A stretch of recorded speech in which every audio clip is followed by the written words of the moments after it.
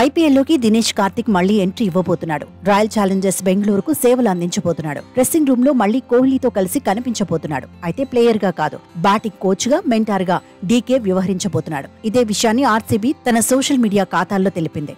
మాజీ wicket keeper కు grand welcome చెప్పింది. సరికొత్త అవతారంతో మళ్లీ ఆర్సీబీలోకి వచ్చాడంది. క్రికెట్ నుంచి డీకేను వేరు చేయొచ్చు, కానీ డీకేకు క్రికెట్ దూరం కాదని పోస్ట్ పెట్టింది. ఈ పోస్ట్ చూసి రాయల్ ఛాలెంజర్స్ బెంగళూరు అభిమానులు ఖుషి అవుతున్నారు. డీకే గైడెన్స్ లో ఈసారి ఆర్సీబీ ఛాంపియన్ గా నిలవాలని కోరుకుంటున్నారు. కార్తిక్ ఓ పోరాట యోధుడని గుర్తు చేసుకుంటున్నారు. నిజానికి దాదాపు 20 ఏళ్ల పాటు క్రికెట్ లో డీకే కొనసాగాడు. చూడటానికి సింపుల్ గా కనిపించే కార్తిక్ ఆడినంతకాలం ఆటలో మొనగాడిగా పేరు తెచ్చుకున్నాడు. కెరియర్ ఆరంభం నుంచి టాలెంటెడ్ అనిపించుకున్నాడు. 2004లో అంతర్జాతీయ క్రికెట్లోకి ప్రవేశించాడు. అప్పట్లో సరైన అవకాశాలు దక్కలేదు. ధోని నీడలో ఛాన్స్ రాలేదన్న చర్చ కూడా ఉండేది. అయితే డీకే మాత్రం ఏనాడూ తగ్గలేదు. పాజిటివ్ మైండ్ సెట్ తో తనను తాను నమ్మాడు. అవకాశాలు వచ్చినప్పుడే నిరూపించుకున్నాడు. 2007లో వరల్డ్ కప్ గెలిచిన జట్టులో డీకే కూడా సభ్యుడే.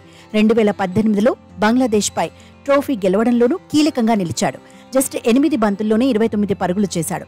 ఆనాటి ఇన్నింగ్స్ ను అభిమానులు ఇప్పటికీ మర్చిపోలేదు. 60 అంతర్జాతీయ టీ20లో బరిలో దిగాడు. 686 పరుగులు సాధించాడు. 26 టెస్టుల్లో 1025 పరుగులు కొట్టాడు. 94 వన్డేల్లో టీమిండియా తరపున ఆడాడు. 1752 రన్స్ చేశాడు.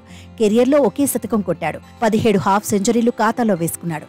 ఐపీఎల్లో 6 ఫ్రాంచైజీల తరపున డీకే ఆడాడు. ఐపీఎల్ కెరియర్లో 257 మ్యాచ్ల్లో 4842 పరుగులు సాధించాడు. 2008 నుంచి ప్రతి సీజన్లోనూ బరిలో దిగాడు. 6 జట్ల తరపున ఐపీఎల్లో ఆడాడు.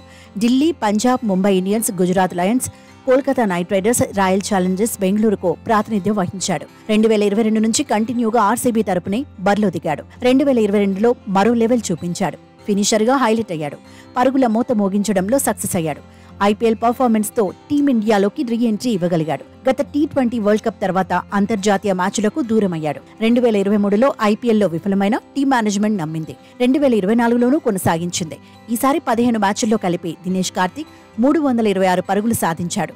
36.22 సగటుతో ఆకట్టుకున్నాడు. ఐపీఎల్ 17వ సీజన్లో ఆర్సీబీ జర్నీ ముగియగానే అన్ని ఫార్మాట్లకు గుడ్ బై చెప్పేశాడు. కామెంటేటర్ గా బిజీ అయ్యాడు. ఇప్పుడు ఆర్సీబీకి మెంటార్ గా, బ్యాటింగ్ కోచ్ గా బాధ్యతలు స్వీకరించాడు.